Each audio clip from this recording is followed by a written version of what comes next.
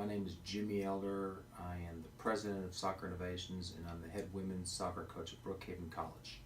Today we're going to talk about attacking shape in the back, and we're going to focus on your outside backs. A lot of people reference that. They call it an umbrella shape. You can see the umbrella look. So we work real hard to get our players to understand that umbrella shape. When we win possession, drop out defenders, push up high and wide, outside back. So we get that umbrella shape, which makes it very difficult for two pressuring players to stop them. So we get to hold possession a little bit. It's 4 against 2, we say in there. We do a lot of work on that. So the first thing, once we win possession, is we want to get these outside backs out wide and high as possible, but still showing for the ball. There has to be a passing lane that's clear and risk-free in this area of the field. You can see that we're in the defensive third of the field, so everything is risk-free. Okay, so we have possession in the back third. Risk-free, we're trying to get out. Once we do get out of the back third, whether it's through an outside back or through a center midfielder, so we've entered the middle third of the field. Now we want to overload the opponent. Now it's essentially 6 against 4. We don't want to get caught in a bad position, so we train our outside backs to read it. If her body language is saying she can play to your side, then you're on and you're making yourself available vocally and visually, heels against this chalk to open them up, to keep yourself away from pressure. Non-ball side, if it's not on, you're going to hang a little bit. Just in case we lose possession, we can get back and defend. Right, so read it and make yourself real vocal, because if you're open and on, we want to find you. We don't want to play in here, lose possession, and then they start the counterattack. So we want to be real cautious with how we set this up. I'm going to take a step back for a second so it doesn't get too confusing. Okay, so depending on how you play your midfielders, they have to understand that we need to draw the opponent away from where our positive numbers are. If it's 4 against 2 in this area of the field, we don't want a bunch of midfielders coming back here, dragging in defenders, opponents. Because now it gets cluttered and it's risky, right? Risky for us to lose the ball into one of these players. One little mistouched ball and they've got it and they're in. So we train our midfielders that when we get the numbers look good back here and there's no pressure, get out, take them out, make runs up the field, stay high, pull those defenders out, including and especially our holding midfielder or center midfielder if you use one. Right? So now it's very simple for them to process the numbers. 4 against 2, it's easy to find this girl and we're out. The rule is if we're getting pressure, right, and she does the numbers don't look good, we can't find her open players, that's when a holding midfielder needs to come back to help her out. That's when, if you've got a winger, if you're playing with a winger up top, they need to see we're getting ready to get into some trouble in a risk-free area. I need to show up. That's when they show up. That's when they move into that space. So we want to clear the space when we need them, then they move in so we can get out again. And this is where, if you really execute this, train your players often, frequently, how to handle this scenario, you can get out of these jams. And at the highest level, they have no problem getting out of these jams. At our level, we have to really work on it, and that we have to really make sure they master the technical push pass, as I call it, and the quick play one-touch passing on the run under pressure in order for them to get out of this. But we spend a lot of time on that. So as we sense pressure, we want her to be able to receive a ball, even if she's got a player on her back. That's when we want this defender to understand you've got to go ahead and get forward up the field so we can play that quick third man pass combination, one touch, and we're out. We just beat this pressure. A lot of coaches don't want to go that far. You don't have faith in your players. You don't train them to be prepared mentally and technically to get through this. And so you just take the safe approach. Sometimes it's the easiest approach. And just tell them to boot it up the field. We don't like to do that unless we have a player that's on with space in front. We can play it into their feet. They can hold possession. We want to hold possession. We just don't want to kick high, long balls and lose it all the time. We don't want to get in a rat race and a running race. It's just not our style. We want to hold possession. We want to wear the opponent down. We want to have our way with them, and we want to create better chances of scoring, not one-hit wonder chances. Okay, so we talked about the shape. We want them wide, heels on the chalk, to open these guys up, open these strikers up so they can't defend. We don't want them to hide. We want them ready to pounce on an opportunity in the middle section of the field when there's an opportunity to overload the opponent. Overload is a buzzword we use a lot now, and I love doing exercises that help my midfielders capture numbers by overloading the opponent. So we play 3 in the midfield. Usually, we like to play 3 in the midfield. So obviously, you play a really good team, and they match you with speed, athleticism, expertise. Your 3 are going to lose the ball often, unless you provide them help. So that's where we slide in a supporting defender, depending on where the ball is, so that now we have 4, maybe 5. The mentality is we have 5 against 3 in here. Now they can be superior one-on-one, but they still can't handle our 5 against 3 if we're playing quickly and we're reading and we're supporting properly. So we train all of these guys to pull defenders away from the open player, and then we train them find the open player, communicate, right? Find Brenda. You know, we're screaming at her. She knows where Brenda is, and she can turn in without a whole lot of effort, find the open player. So we work real hard at getting the proper players in there to overload. That's even to say our opponent says, oh, we're going to stop those outside backs. So at that point, the inside defender needs to be prepared to support as well.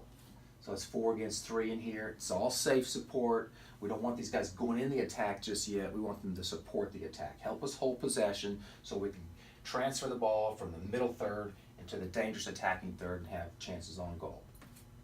One of the reasons it's effective is these strikers don't like to mark. They're lazy, they don't like to run, they don't like to mark, and they've been trained all their life for the most part. As soon as we lose possession, we can stop playing. So we take advantage of that, and we get these extra players in the attack. We overload them in the midfield, with the goal being get through the midfield, get up the field, get a chance to serve a ball in or combine and get a shot on goal. Okay, so that covers ready to pounce on the opportunity of the overload in the midfield. Now we're going to get into the attacking third of the field, where we've got a couple of roles, a few roles for these outside wing backs. So we're going to move everybody up. We're going to move the ball up. It's a little bit cluttered in here because of my notes, but we're going to say we've got an attacking player. Let's just say we have a player on the wing here who's attacking, and she's got holding midfielder, attacking midfielder, lots of defenders. Hope you can see this. Holding the line here. Right, so at that point, it's not always on to go, and what I found is a lot of players love to attack and they love to go, and we're in America and all our sports are go, go, go. Basketball's flying down the court, football's always going forward. So we want to, change the mindset a little bit. Read the numbers don't look good, the opponent's defensive numbers. Then consider another option that's safe so we can hold possession. That's where the outside back is taught and expected to support the attack as we're going in it. We're going to leave any players we may be covering, marking. When we win possession, we try to free ourselves from them so that we can have an impact and we can't get numbers around the ball and overload the opponent in all areas of the field. So if it's not on, we want that outside back there supporting, letting her know calmly, I'm here if you need me, I'm here if you need me.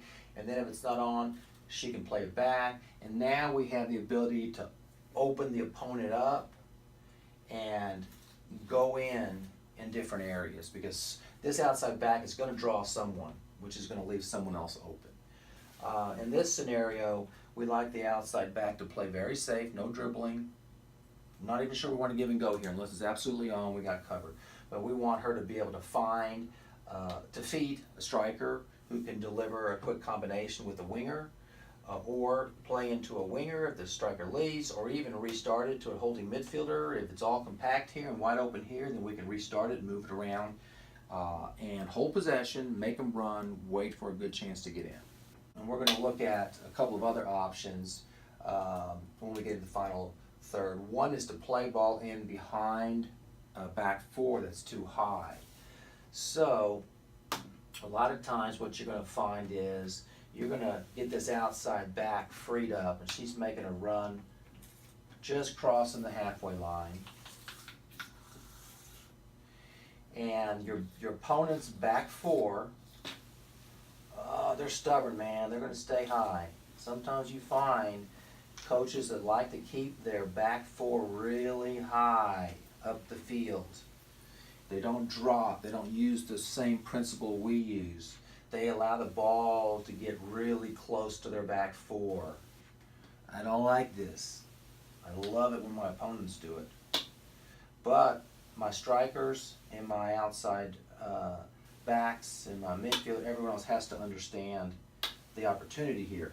So when our outside back gets in this position, and the way we play with aggressively attacking the outsides, we get in this position a lot, especially with teams that hold their back four high, or players that have been trained to drop the right time but they've missed it. They don't get it. The game has been too fast for them and we catch them too high. So now we want this player to recognize this. We want these strikers and attacking midfielders to recognize this, and the ball we want served in is on the floor in the space for us to run onto. And as you can see, the ball is delivered accurately. It's not a real difficult ball to hit. We do have to train and get them hitting those balls frequently and identifying the opportunity. But the odds are very good for us because now we're going 1v1 to goal. And there's a lot of space. The keeper can't cover all this space.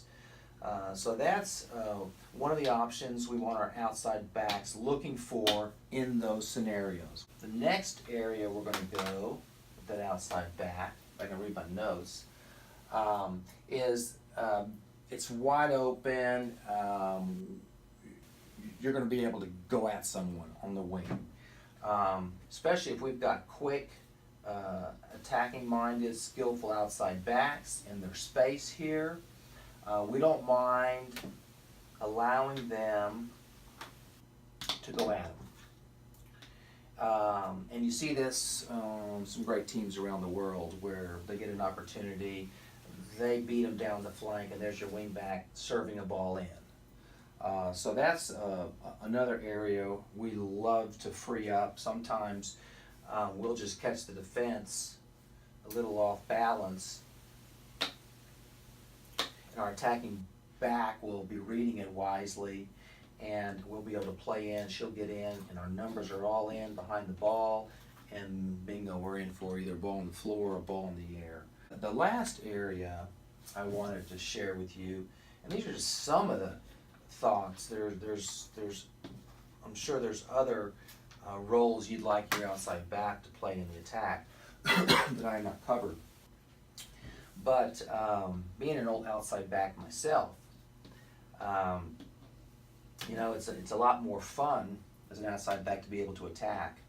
So what I allow them to do is when we're attacking and building that attack in the final third of the field, and we have good numbers defending,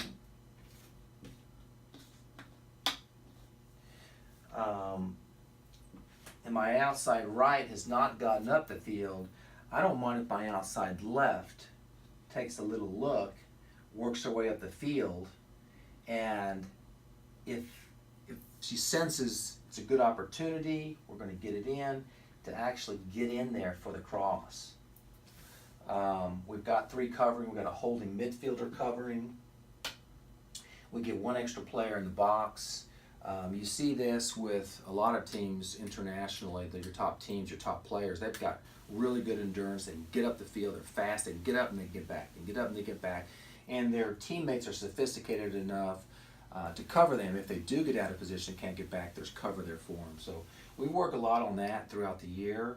We train our holding midfielder to be aware of these things. We train our outside backs to know when it's on and when it's not on. It's not brain surgery, but they have to be aware, and we work real hard on their tactical understanding to know when it's on and when it's not. And when it's on, you go. And when it's not, you stay, or you'll look across and let your teammate go. Or when your teammate goes, you stay. And so it's not really that difficult or challenging to assemble all these details. It does take time, does take structure, does take a lot of thought on your part, and a lot of discipline and details at training. But you've got a long season. And once they pick it up, you can move on. So we spend a lot of time on these things. We have to circle back around during the season as certain players forget, or they don't do it, or they get off track. That's where video comes into play.